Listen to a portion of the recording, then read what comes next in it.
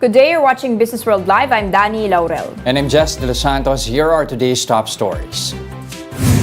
Economists say it may be necessary for the Bangko Sentral to aggressively hike rates if consumer prices continue to soar. Some analysts believe inflation has yet to reach its peak.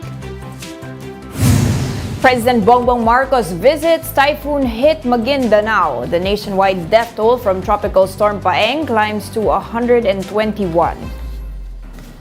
Shell Petroleum completes its exit from the Malampaya gas field. And Elon Musk, the new owner of Twitter, plans to charge $8 per month for the social networking site's verified accounts. Let's begin our broadcast with economists saying the Bangko Sentral may need to aggressively hike rates if inflation continues to quicken. BPI lead economist June Neri says further tightening may be necessary to further slow the exchange rate pass to domestic prices. The Bangko Sentral has so far raised 225 basis points this year, bringing the policy interest rate to 4.25%. Asian Institute of Management economist John Paulo Rivera said inflation may continue to rise ahead of the holiday season and could slow down after the holidays or early 2023. A Business World poll of 14 analysts yielded a median estimate of 7.2% for October inflation. And for its part, the Bangko Sentral projects the consumer price index to have settled within 7.1 to 7.9% last month. The October inflation print will be released on Friday, November 4th. The central bank forecasts inflation to gradually decelerate in the next months, but for Calixto Chimquiamco, a member of the board of Institute for Development and Econometric Analysis, inflation has yet to peak. My concern is that we haven't seen the peak yet because we're heading into the Christmas season where there's going to be bigger demand. At the same time, you have winter is coming, and therefore oil and gas prices globally may see a spike again. And of course, this is the lean season for the fish catch, and therefore this may also contribute to further inflation. At the same time, as you know, we have seen the destruction caused by the typhoons, and this will of course affect agricultural production because of the damage that these typhoons have caused. Economic managers say the affirmation of the country's BBB investment grade rating by Fitch Ratings reflects a credible economic policy framework, strong economic growth, and sound external finances. For BSP Governor Medalla, this rating quote, underscores the importance of having a credible central bank that is ready to use its policy toolkit to address challenges brought by monetary policy tightening of advanced economies. The BSP's policy toolkit includes interest rate adjustments, a flexible exchange rate, and the use of foreign exchange reserves. Medalla adds that the central bank also supports the national government's implementation of non-monetary interventions to help address price pressures. In other news, cooking gas prices are up this November, ending 6 consecutive months of reductions. Phoenix and Petron have raised their prices by 3 pesos and 50 centavos per kilogram, while Solane branded LPG will see an increase of up to 3 pesos and 55 centavos per kilo. Retailers have also imposed an increase of 1 peso and 95 centavos per liter for auto LPG. Petron says the price hike reflects the international contract price of LPG for the month of November. A price freeze, however, will be implemented in areas placed under a state of calamity in the wake of Tropical Storm Paeng. This means increasing prices of cooking gas and other basic commodities will be strictly prohibited in certain areas for 15 days.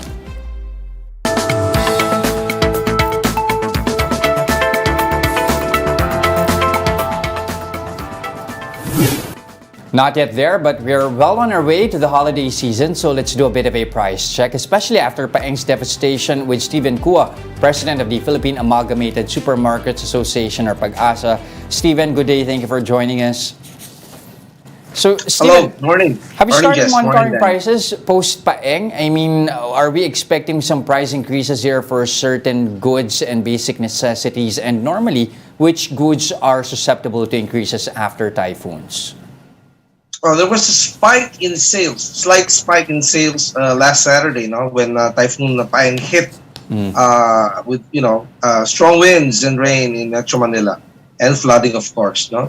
Um, yes, prices may increase in the public markets, the wet markets, no, for fresh produce, no, as of course, crops will be damaged and traveling will be hindered, no, during this very wet season. Yeah. Interesting to note, why did you mention earlier that there was actually an increase in sales during the thick of the typhoon? Normally, ano ba I yung think people were behavior? not.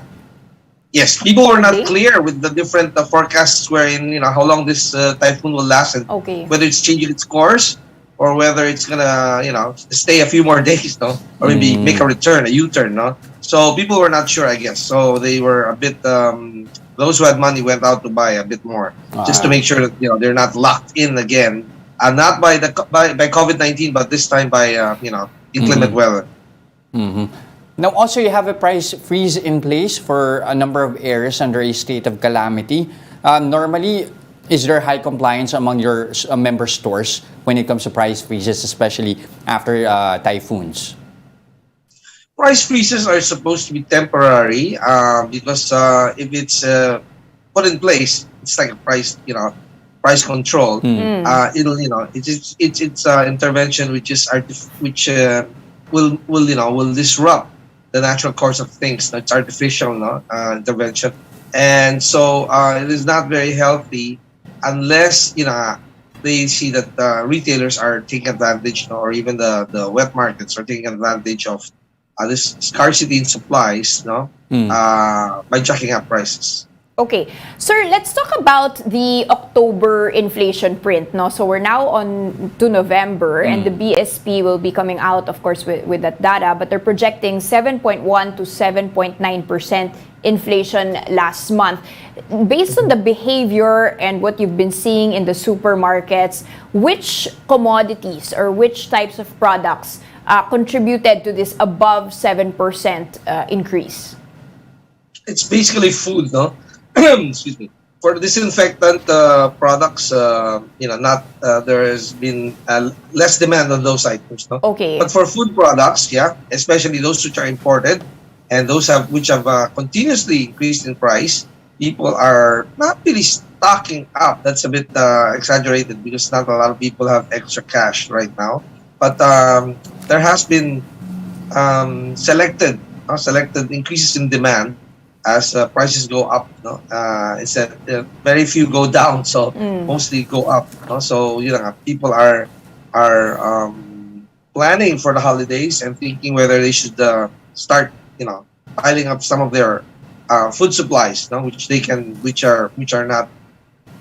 will last, no, until way past the Christmas season. Sir, at the same time, the BSP is expecting inflation to go down after the holiday season, immediately in the first quarter of 2023. Will we be seeing the supermarket prices reflecting, this projection, or has will the producers continue to be passing on some of the price pressures on consumers, especially since these are long-term or lagged effects of the typhoon, of the oil prices, transport prices, etc.? Or by first quarter next year, medyo bababa na ba?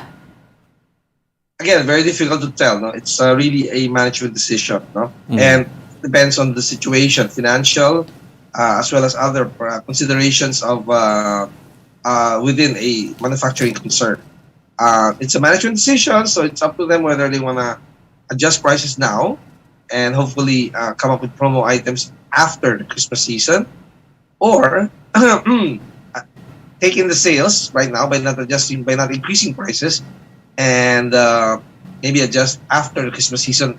Anyway, nobody's gonna be buying in bulk by that time. So it's really a management decision and a marketing tact or decision, a strategy. Yeah.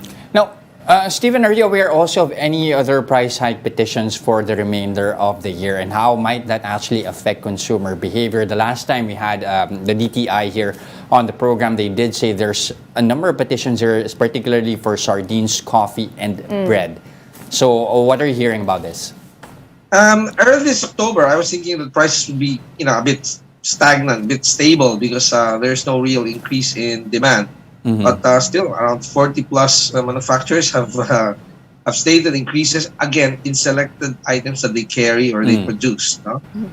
Because it's a merry-go-round thing. They can't increase prices of all their products within 1 month. No? So they do it staggered. When I say staggered, selected items, no? And not staggered in terms of price increase. So every month there are products which end up increasing prices. Or we've been told there are advice from the salespeople of these manufacturing concerns that they'll be increasing their prices. No? So they want to make sure it reaches us. So it comes in the form of email. It comes in the form of visits, personal visits. No, so they want to make sure that we are well aware that prices will increase.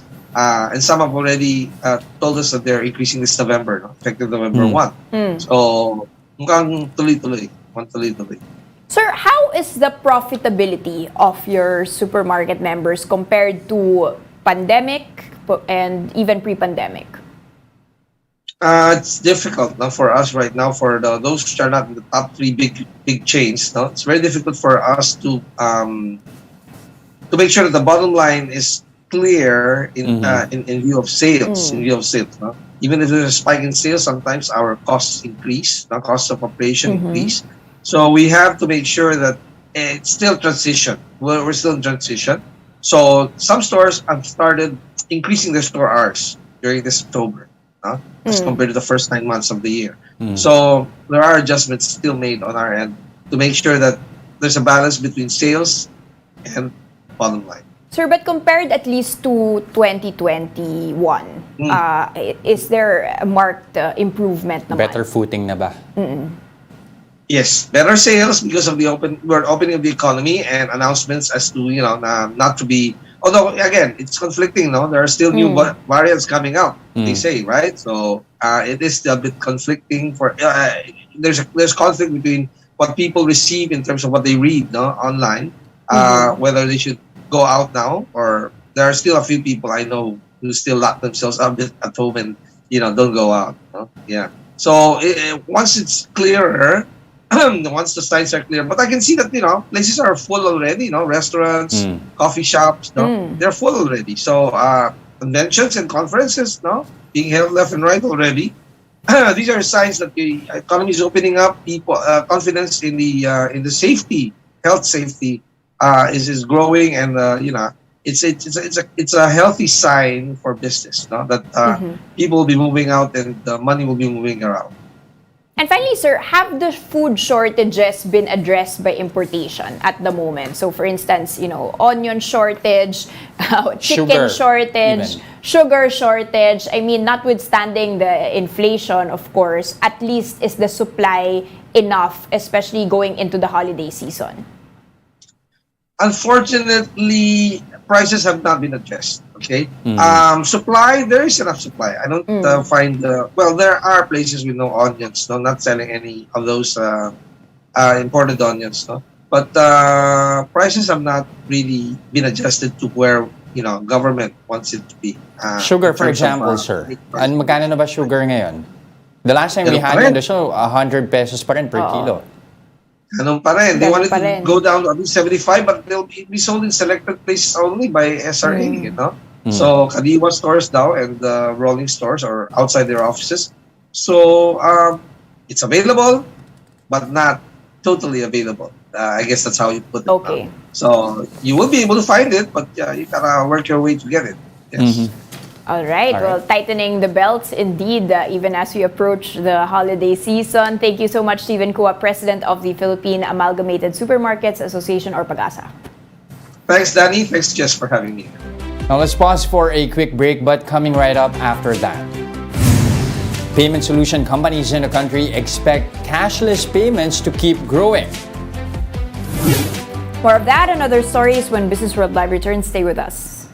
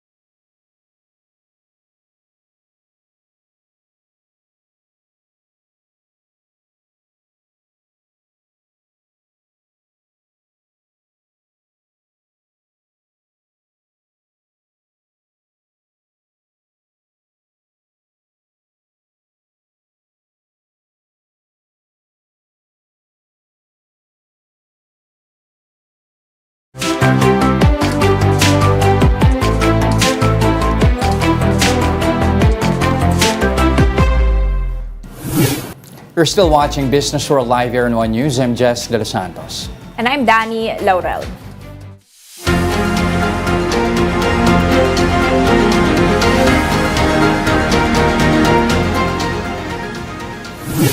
Payment solution providers expect growth in cashless payments in the country to continue. According to Maya Group President Shailesh Baidwan, continued growth is expected as more enterprises have begun accepting digital payments. Increasing demand for digital payments among consumers is also seen to drive growth. The full reopening of the economy is not seen to slow the growth in cashless payments. According to GCash President and CEO Martha Sazon, the company saw higher user engagement even as things have begun to normalize. GCash says this just goes to show that the Filipino shift to a digital lifestyle is not limited to previous lockdowns. The death toll from the tropical cyclone Paeng has climbed to over 120. The NDRRMC says 92 of the 121 deaths have already been confirmed as of 6 a.m. today, November 2nd. Some 103 people have been injured, while at least 36 others remain missing. Almost 930,000 families were affected by the typhoon, that is equivalent to over 3.1 million individuals from over 7,000 barangays. Damage to infrastructure has meanwhile climbed to 3.4 billion pesos, with the number of damaged infrastructure hitting 141. The Agriculture Department meanwhile reports that damage to agriculture has reached 1.3 billion pesos, and the volume of production loss is at almost 67,000 metric tons. Now, in his visit to typhoon-hit Maguindanao, President Bongbong Marcos told local governments to cut bureaucratic red tape so that they can immediately deliver assistance in areas affected by Paeng. He adds that tree planting activities should be prioritized to prevent landslides similar to those caused by the tropical cyclone. Mon Gualvez with the report. President Marcos conducted an aerial inspection in Maguindanao del Norte and Maguindanao del Sur. More than half of over 100 reported deaths were recorded here. During the inspection, the President noticed the lack of trees in the mountains. Nung nasa helicopter kami ni Bay Mariam, na-notice ko lahat ng gumuho, kalbo ang bundok. That's the problem. Lahat ng gumuho. And I was pointing out to the governor, sabi ko sa kanya, tignan mo yung may kahoy, hindi gumalaw yung lupa. But Maguindanao del Sur Governor Bay Mariam Sangki Mangudadato said trees are not common in that particular area. So yun ang aalamin pa natin kung totoo ba talaga yun o pamahiin lamang or kung ano ba ang dahilan bakit walang nakatubo doon samantala yung mga karatig na mga bundok may mga nakatayong mga puno. With this, Marcos says tree planting should be a regular activity in flood control projects by the government. I know people think that it is just for to save the environment. No, it's to save lives. It's to save lives. So it really will save lives. Kung may kahoy yun sa taas, sa kusong, hindi nangyari yan. In his visit, the President also led the distribution of relief goods in an evacuation center in Dato Odin Sinsuat in Maguindanao del Norte. Sitio Tinabon in Barangay Kusyong in Dato Odin Sinsuat was among the areas damaged by landslides brought by Paeng. In-instructionan ko na si Secretary Erwin Tulfo, in-instructionan ko na siya na imbes na tayo ang magbigay ng construction materials ay bibigyan na lang namin kayo ng depende 5 to 10,000 bawat isa para makapagbili ng construction materials. President Marcos also tasked local governments to get rid of red tape in the distribution of relief goods during calamities. He noted an instance back in 2013 during the onslaught of Super Typhoon Yolanda wherein one barangay supposedly gave tickets to typhoon victims to keep track of relief distribution and avoid duplication. Ano kung magdoble? Bigay nyo na rin lahat. Just give everything. Hindi iyayaman ba yung tao? na meron nakadoble siya na food pack, hindi yayaman. hindi, it just means he will eat, the family will eat for another 2 days, 3 days. So, wag na natin masyadong intindihin yung bureaucracy. Basta paratingin natin yung relief. For News 5, Mon Gualvez, we are One News.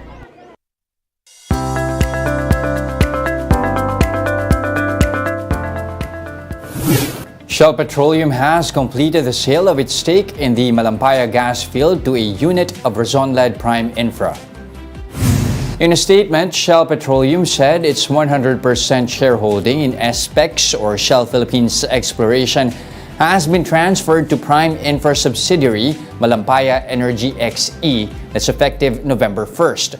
Still, SPEX will continue to operate the Malampaya gas field, where it remains to have a 45% operating interest.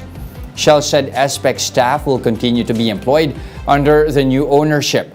Other members of the service contract are a subsidiary of Edena Corporation, which owns a 45% interest in Malampaya, and PNOC Exploration Corporation, which owns a 10% interest. The Malampaya concession is set to expire by 2024. New Twitter head Elon Musk eyes charging $8 a month for the blue check mark. In a tweet, Musk said he is planning a monthly fee to verify user accounts in a bid to upend what he called the platform's Lords and Peasants system. The monthly fee is also seen to open up a new revenue stream for Twitter. Users willing to pay will be given priority in replies, mentions, and search, as well as the ability to post longer videos and get half as many ads. The new program is expected to take over existing functions of Twitter Blue, which charges $5 per month. Musk initially said he would begin revoking blue check marks if subscribers did not pay a higher fee of nearly $20. However, Musk placed a counteroffer of $8 a month after criticism. Still, would you be willing to pay $8 a month for that blue check? For no ads? Very interesting. I wonder though how that's going to empower, especially those who propagate misinformation online. That's true, you're right. Maybe they should be revoked. Those are the biggest stories on the economic and corporate front today. I'm Jess De Los Santos. And I'm Danny Laurel. We are One News, all sides, all the time. But don't go away. We'll give you the latest on the local boards when Businessworld Live returns. Stay with us.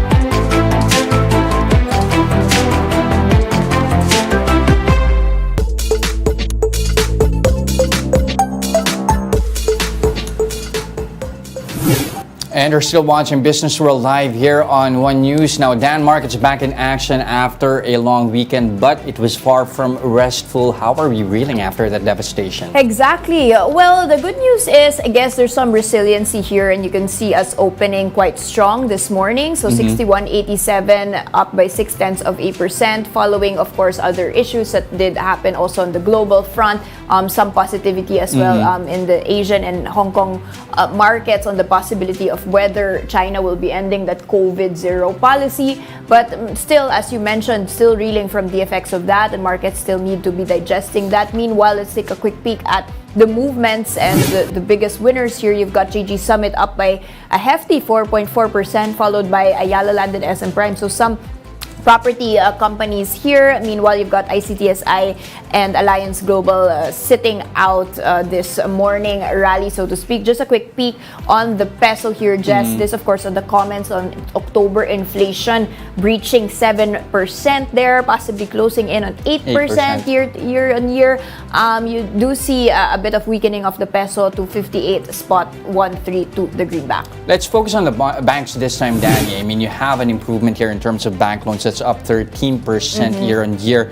Couple of banks as well showing some strong numbers for the first 9 months of the year. Yeah, very interesting movements here in the banking space, especially as we've been dealing with increased interest rates, the budgets. So let's just take a quick peek at the one-day chart and how financials are moving on the back of that bank loan increase. We're up by 0.6%. This, as you mentioned, not just loans in general, but productive activity loans, that's up by 12.3%. Household consumption also up by 20.5% in terms of loans. Money supply also up by, although at a slower rate, 5%. And as you mentioned, banks, let's take a quick peek at the two leaders here. They are the ones that released during the holiday season. Seems to be catching up. Union Bank up by 2.4%, even as their units posted a profit of just a little above 10 billion pesos in the first 9 months. That's actually just up by 0.02% year on year compared to 2021. BDO, meanwhile, has actually seen a surge of 23%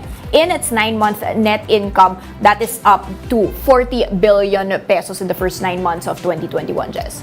But apart from that, quite more stellar numbers, in fact, for some of our power firms here. Dish out the numbers. Exactly. Now let's kick off with Semirara. I mean, this has not really been a surprise. If you take a look at, I'll just show the chart here of the year to date. It's been the number one performer on the bourse. And today, at least this morning, they just released their third quarter results. 10.15 billion pesos in net income compared to 4 billion last year. So that's more than double. In terms of the 9 months, more than triple, really. 36 billion pesos in net income versus 10.3 billion pesos in 2021. And what do they say caused that? Of course, the higher prices of coal, people buying or not buying from Russia and now diversifying sources. Of course, they're a coal producer and they expect global prices of coal as well to be elevated. Meanwhile, you've also got Aboitiz Power, which of course buys coal from producers like the likes of Semirara. Their third quarter net income was up by a hefty 71% year on year.